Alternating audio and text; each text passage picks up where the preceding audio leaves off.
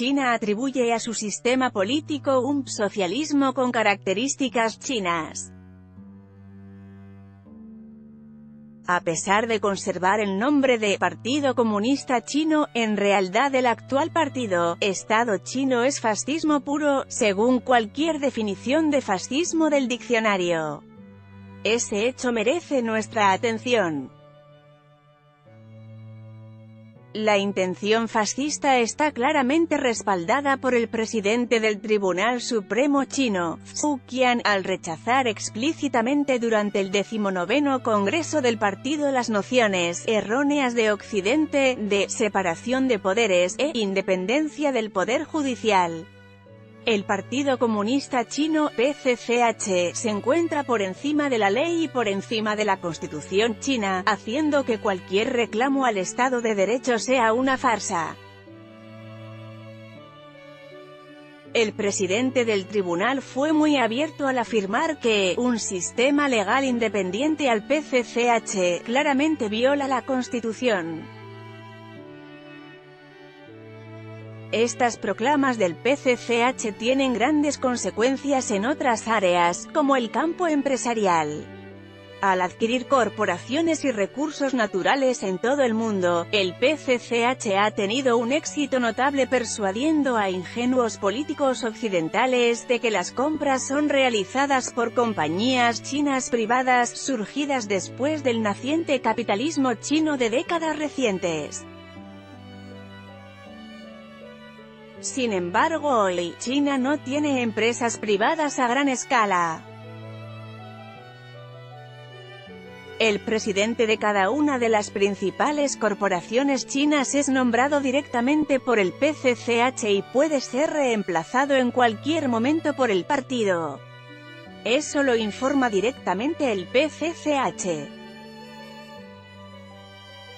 Amban, una compañía de seguros china, compró Waldorf Astoria, AMC Cinemas y Retirement Concepts, y de la noche a la mañana el PCCH despidió a los dirigentes de Amban argumentando cargos de corrupción.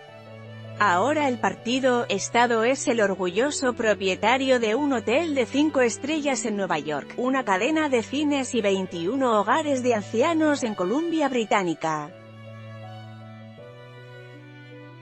De manera similar, la National Oil Offshore Company de China, CNOOC, compró la canadiense Nexen en 2013, por lo que el PCCH ahora posee una gran parte de las arenas petrolíferas de Alberta. Además, la compra de una serie de empresas de semiconductores en todo el mundo en los últimos años es probablemente aún más preocupante. Penetración unilateral. La penetración del régimen chino en Occidente no se ha limitado a adquisiciones corporativas. China, en su mayor parte por debajo del radar, penetró en todos los niveles y sectores de la sociedad occidental, incluidos el gobierno, instituciones educativas en forma de institutos Confucio, en empresas, asociaciones cívicas, círculos legales, asuntos internos y en los medios de comunicación. Una activista sostiene una antorcha, su llama es símbolo de los DDHH. Universales, durante un relevo de antorcha alternativa, con motivo de destacar el historial de derechos humanos de China, en Kuala Lumpur el 25 de mayo de 2008. El relevo de la antorcha de DDHH fue en protesta por los Juegos Olímpicos de 2008, debido al manejo por parte del gobierno chino de los disturbios en el Tíbet, la persecución a los practicantes de Falun Dafa y sus vínculos con la Junta Militar de Myanmar, dijeron los organizadores. TNGKU Bahar, AFP, Getty Images. Hace unos años, Canadian Broadcasting Corporation, CBC, programó y promovió un documental que en gran medida criticaba los abusos contra los derechos humanos del régimen chino. Cuando los televidentes sintonizaron el día programado esperando ver el documental de China, se les mostró un documental desactualizado sobre un exdictador de Pakistán. Más tarde se reveló que el cónsul general chino en Toronto había llamado horas antes y se había quejado amargamente sobre el contenido de la emisión programada por CBC, que finalmente canceló diligentemente el documental de China. 2 semanas más tarde, la audiencia canadiense pudo ver una versión muy censurada de la película de China, con las escenas más cruciales cortadas para aplacar a Beijing. Entre los recortes dictados por el partido Estado se encontraban las declaraciones de 2 prominentes investigadores canadienses que habían testificado en el Parlamento sus conclusiones sobre la sustracción forzada de órganos en China. Hace unos años la Comisión Canadiense de Radio y Televisión, CRTC, dictaminó que se permitiría a la CCTV China controlada por el Estado y a 9 de sus subestaciones que transmitieran directamente en idioma chino en las salas de estar canadienses, sin que Canadá monitore o controle su contenido. Todo el contenido era preaprobado y censurado por la Unidad Central de Propaganda del PCCH. No en vano China ha aprovechado esta censura unilateral, y desde entonces ha transmitido en Canadá campañas difamatorias sin parar, sobre la práctica espiritual Falun Dafa, también conocido como Falun Gong, que es perseguida en ese país desde 1999, a pesar de que es reconocido ilegal en Canadá. El patrón de desventajas unilaterales es una característica central de la interacción entre China y otras naciones. Esto no se limita al comercio, sin mencionar que además hay una falta de reciprocidad cuando se trata de los derechos de las entidades occidentales que hacen negocios en China. Interferencia. China notoriamente advierte a otras naciones que no interfieran en los asuntos políticos internos de su país. Sin embargo, China de manera sistemática, rutinaria y como política fundamental, interfiere en los asuntos internos de casi todos los demás países. Practicantes de Falun Dafa participan en una vigilia a la luz de las velas para conmemorar a los practicantes asesinados en China por su creencia, en Washington el 22 de junio de 2018.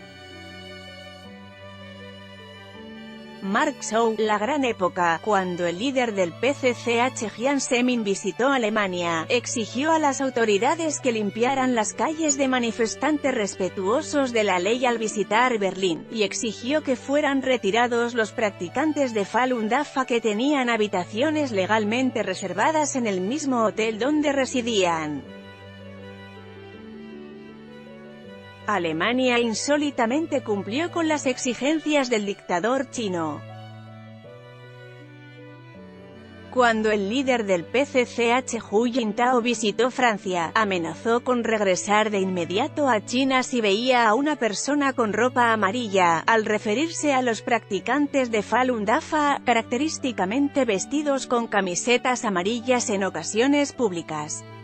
El gobierno francés aceptó las instrucciones de Hu, y todos los ciudadanos franceses con ropa amarilla fueron retirados de las calles de los alrededores de París. Juegos genocidas. El fascismo chino es un peligro real, claro y presente para las sociedades libres de todo el mundo. Las comparaciones con el régimen nazi son asombrosas: un solo partido todopoderoso, un líder, control total sobre todos los medios, su extensión al exterior, la represión brutal de la disidencia, la creación de amenazas y enemigos externos ficticios, sumado al patriotismo y nacionalismo estridente, enmascarado como política exterior. Hay otra similitud que necesita atención: el holocausto del pueblo judío bajo Hitler y el actual genocidio contra 70 millones de practicantes de Falun Dafa. Existe un paralelo sorprendente entre el Comité Olímpico Internacional, COI, cuando otorgó los Juegos Olímpicos de 1936 en Berlín al mayor perpetrador de crímenes de lesa humanidad, con el COI, cuando otorgó los Juegos de Verano de 2008 a China, también el mayor perpetrador de crímenes de lesa humanidad del momento. Hoy el COI parece continuar ignorando las atrocidades de los derechos humanos de los países anfitriones al otorgar a Benín los Juegos de Invierno de 2022.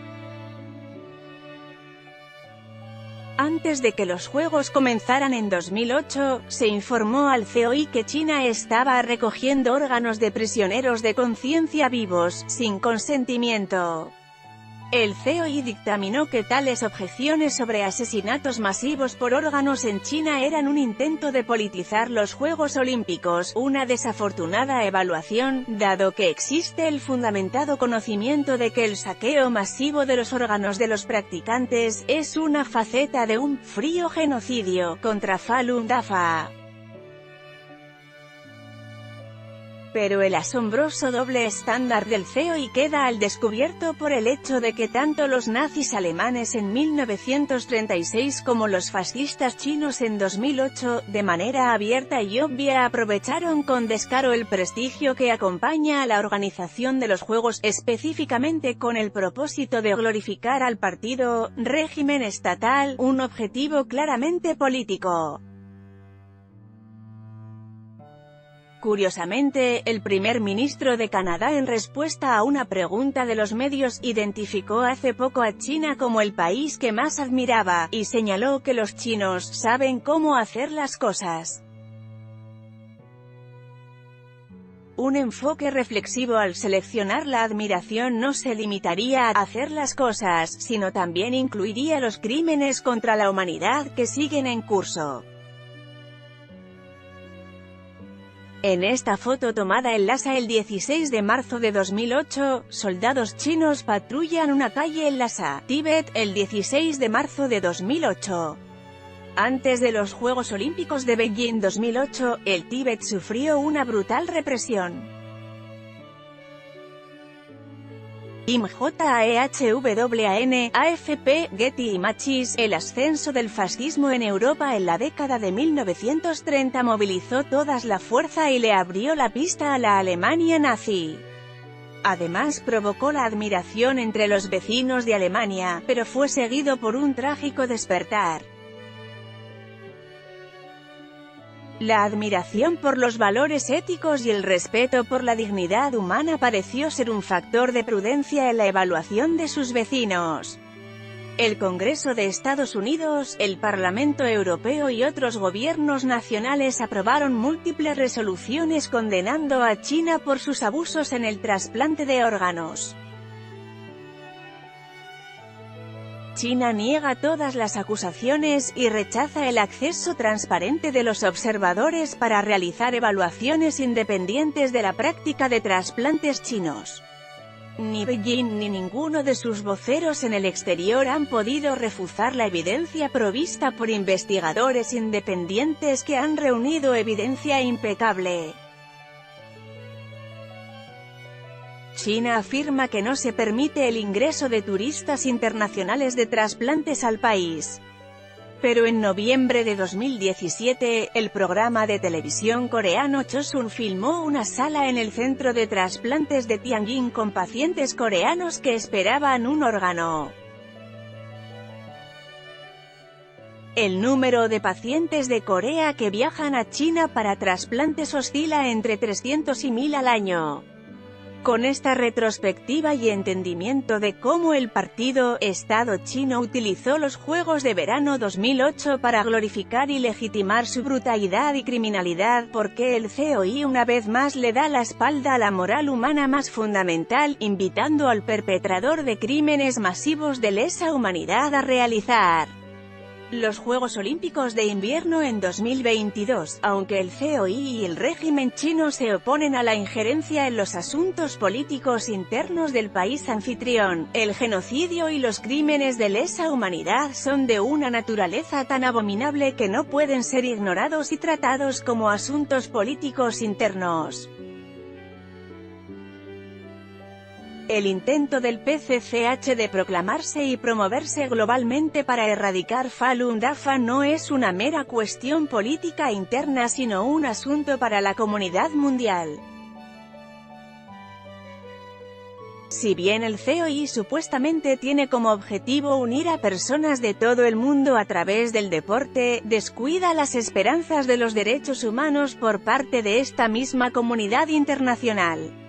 El intento del COI de relegar los crímenes de lesa humanidad que están en el Holocausto, al mismo nivel que los debates sobre política fiscal y control del tráfico local, es abominable. También es injusto y poco ético requerir que los atletas que solo quieren competir en sus deportes se conviertan en marionetas de la propaganda en manos de un régimen fascista. Los atletas no tienen más remedio que actuar en el escenario que luego servirá a la agenda política de un brutal estado criminal. El COI tiene la responsabilidad moral de elegir lugares donde los atletas no se utilicen involuntariamente para fines de propaganda nacional. No es razonable pedirles a los atletas que boicoten los Juegos. Es muy injusto y antiético que el COI adjudique estos juegos a países donde los atletas se utilizan con fines de propaganda política y se emplean como marionetas de una propaganda que busca sustentar crímenes de lesa humanidad. El autor de este artículo, Cliff Ansley, es un abogado canadiense que ejerció la abogacía durante más de una década en China. Su profundo conocimiento de la mecánica jurídica en China lo convierte en un experto en leyes de dicho país. El coautor, el médico Dr. Thorsten Trey, es el director ejecutivo de la organización sin fines de lucro Doctors Against Forced Organ Harvesting, que ha sido nominada para el Premio Nobel de la Paz por su trabajo, que expone las prácticas de trasplante poco éticas en China. Las opiniones expresadas en este artículo son opiniones del autor y no reflejan necesariamente las opiniones de la gran época.